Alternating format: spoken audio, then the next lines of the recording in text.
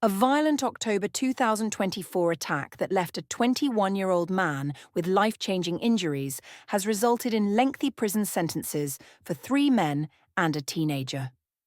The group, armed with machetes and a shotgun, ambushed their victim in a Gorton alleyway in what prosecutors described as a premeditated assault. Following a 5-week trial at Manchester Crown Court, Kayvon Haselden Hoyle, 26, of Beamish Close, Ardwick, received the harshest sentence, 40 years, after being convicted of attempted murder, firearm possession with intent to endanger life, and carrying a bladed article. His accomplices, Kellen Mongim, 17, of Haymarket Street, Ardwick, and Zavi Forrester, 20, of Greengage, Ardwick, were handed 21 and 26 years respectively, while 17-year-old Zach Morris of Silverlace Avenue, Openshaw, was sentenced to 20 years.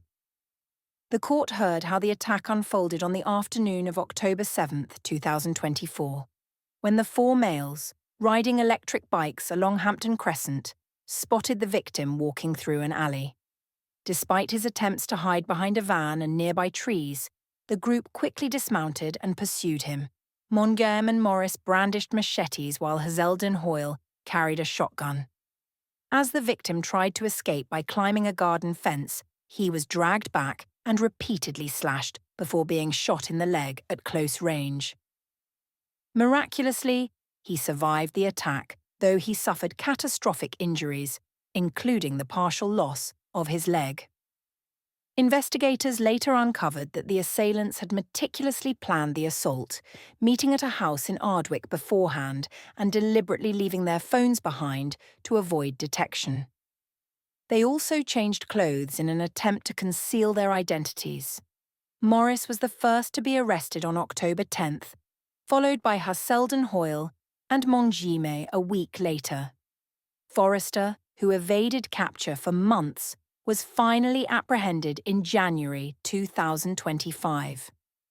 Detective Inspector Louise Edwards of the Major Incident Team praised the investigation team's efforts, stating, "Today, justice has been served as the 4 males responsible for this brutal attack have been jailed. The extreme level of violence used in this attack was sickening." She emphasized the calculated nature of the assault, noting that it occurred in broad daylight and left the victim permanently disabled. "The streets of Manchester are safer now that these men have been jailed," she added. "We will not tolerate such violence in our community, and those who choose to carry firearms and knives will face the full force of the law." The victim continues to recover from his injuries, though the physical and psychological scars of the attack will remain. Authorities hope the lengthy sentences send a clear message about the consequences of armed violence in the city.